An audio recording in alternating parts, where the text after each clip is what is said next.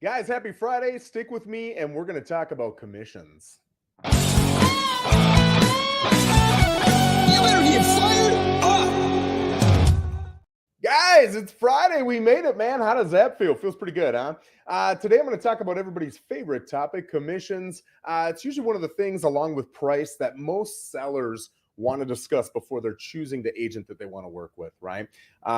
Generally speaking, if you've never purchased a home or sold a home, the way that it typically works with commission, not always, but typically in Florida, is that the seller hires an agent.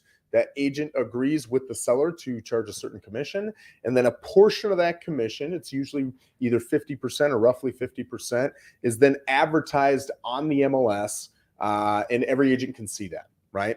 So that's how commission works. Now, all of everything I just said is negotiable, right? And there's people who do discount commissions. There's people who literally charge maybe a few $100 to $1,000, and they do nothing other than putting your home in the MLS. You got to schedule everything, you got to negotiate everything. It's on you to get the paperwork, all the way up to hiring commissions, right? And regardless of the number I pick, I guarantee somebody's gone higher than even that number. So you've got everything all over the board, I guess is my point. So if I'm a new seller, the first question I'm asking myself is, why would I want to pay a high commission? And there's a reason you'd want to be at a high commission. There's a reason you'd want to be at a low commission. Really, I think the important thing is fully understanding what you're getting for the commission. And at the end of the day, knowing, being an educated seller and choosing what commission you want to go with, right?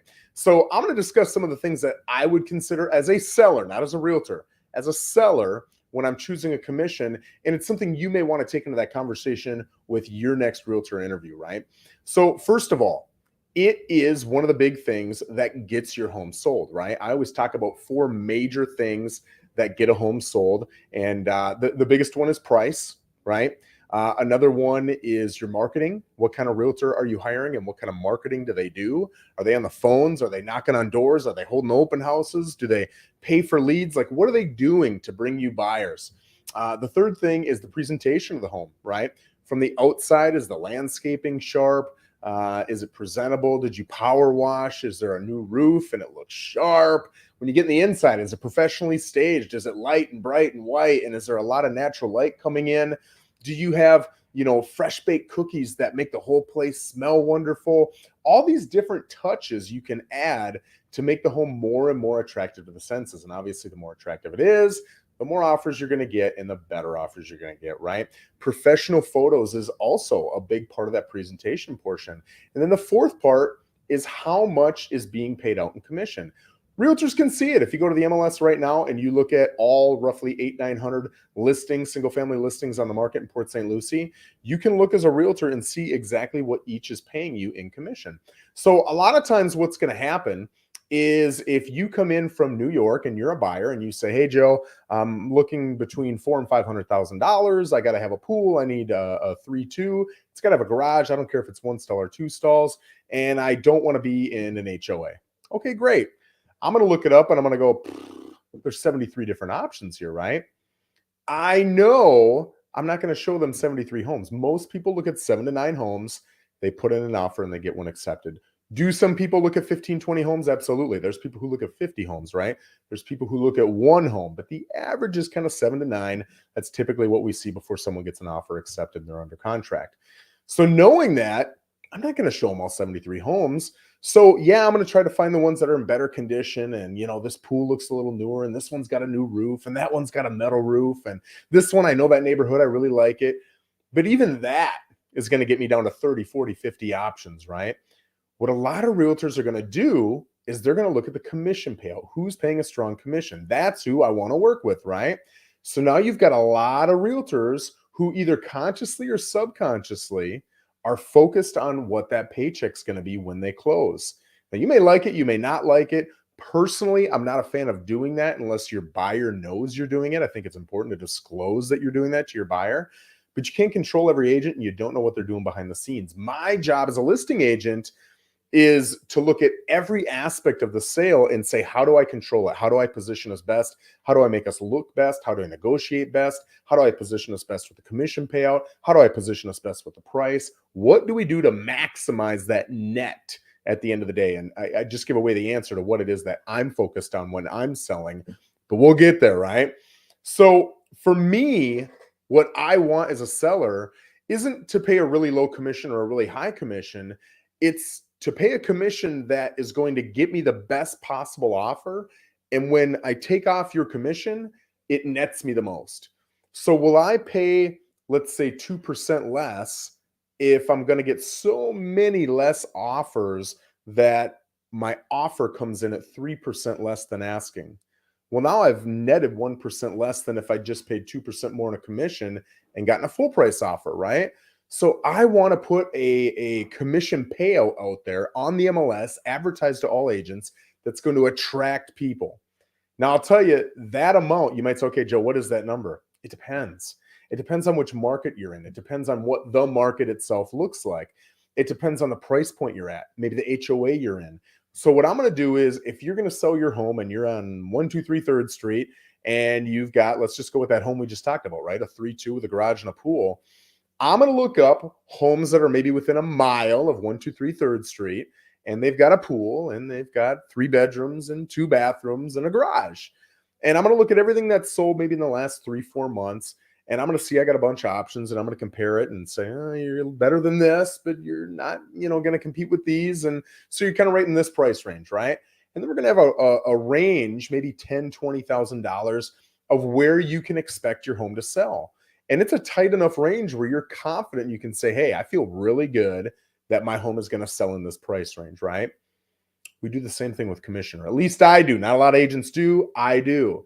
So I'm going to say, hey, let's look at what these guys are paying out. Whatever they're paying out, we want to make sure that we're competitive, right? So if all the commissions in that particular area are really low, for whatever reason, we don't have to be so high, and we're still incredibly competitive, right? However, if those commissions are really high and we're coming in at an average or below average commission payout, now we're at a disadvantage, right? Even if you've got a phenomenal agent, you got phenomenal photos, you got a phenomenal house, the interest from the buyer's agent just isn't going to be there, and it's going to impact the amount of showings and interest that you get. So all of that is something you need to take into consideration. So what's the answer on commission? It depends, but it is something that you should be analyzing from a marketing standpoint. Now, I want to share one more piece to this. But before I do, guys, I'm going to tell you, whether you're watching on YouTube or Facebook, number one, thank you for joining us. Number two, if you hit the subscribe button on YouTube, man, I'd appreciate it. And number three, if you've got any comments, questions, anything like that, feel free to put them in. And before the video's over, I'll absolutely answer them live. Here's the other aspect, right? Number one is the marketing piece of that commission payout. Not a lot of agents talk about it. Not a lot of agents honestly think about that as part of the marketing. And sellers really aren't always aware of that either, right? What's generally pitched, at least from good, strong, professional, seasoned agents, is that agent's value, right? What am I bringing to the table? Do I have experience? Do I have knowledge? Am I able to negotiate well? And that should be shown to you statistically, not just me telling you I'm a good negotiator. What are you doing to market it? How many hours a week do you work? How accessible are you by phone? Because for me, a seller, to be able to call you, if I can't get in touch with you, I've got to imagine buyers have a tough time getting in touch with you. And if they can't get in touch with you, how am I going to expect my home to get sold, right? I need you to be accessible by phone.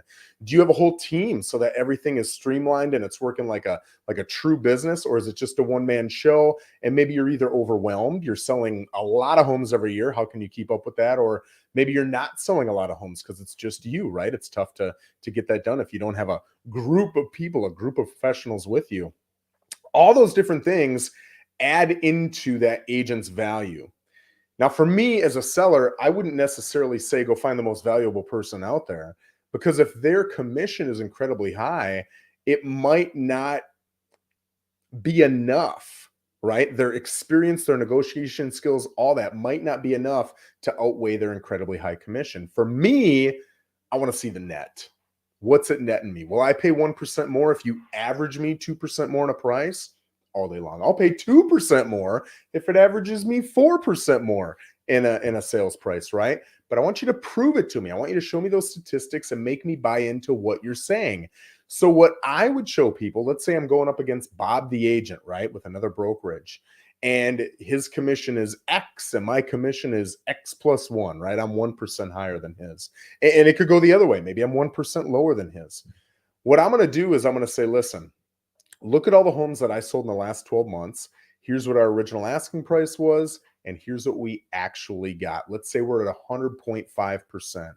For every $100,000 you're asking, I'm getting you $100,500, right? 100.5% of asking. When I look at Bob, the agent who I'm competing with, he's averaging getting you 98.5%. That's a 2% difference on the lower end than I'm getting you. So yes, maybe my commission's 1% higher, but a big part of that is because I have a higher commission, I can put that higher payout on the MLS. People see it, they're attracted to it, they want to bring their buyers, they want to urge their buyers to come in strong on those. And now you're getting better, higher priced offers, which is phenomenal, to the tune of 2% more. What's it costing you? An extra 1% in commission. You're still making that gap in net at the end of the day. I'd also say this: be weary of those agents who come in and instantly give up their commission. They say, hey, let's go with the lowest price just so we can make this easy for you. Because that skill that they just took, which is just giving up price right away, is going to be seen in the buyer negotiations that you're dealing with as well, right? When you see higher commissioned agents, generally speaking, I see better negotiators, people who are out there working hard. They've got value on the mind, and your value of your home is important to them. It's valuable to them, right? If my mindset is I'm giving up commission just to get a deal, why wouldn't I just give up everything else with our negotiation and talk you into signing it, right? So that mindset plays a big factor into that end result you're going to get, which is that net price. So for me, I want to see the numbers. I don't care if you're on park benches or you're on a billboard or you've got all these leads or whatever it is. I don't care. I want to see that net result. What are you averaging as a final sales price compared to original asking price over the last whatever 6 to 12 months? And what is the other agent doing? Whatever that difference is, if it's bigger, number one, is it a good number? Maybe you're in the negative, but if it's bigger than whatever your commission difference is, I'm happy. Let's move forward. If it's not, I'm probably going to go with the other guy. But guys, there are some things to think about when looking at commission. Even if you're not going with me and you're looking at a couple different agents and you want to ask me some questions on commission, I know we've got a lot of people who watch on here who are not in Florida. I can't help you buy or sell a home anyway, but you can always reach out to me, and I'm more than happy to give you my insight and exactly what I would do if I was a seller in that position to hopefully help you guys. Again, if you've got any comments or questions, feel free to leave them, and I will always get back to you even after the end of the show. But thank you today for joining me, and have an absolutely wonderful weekend. Take care.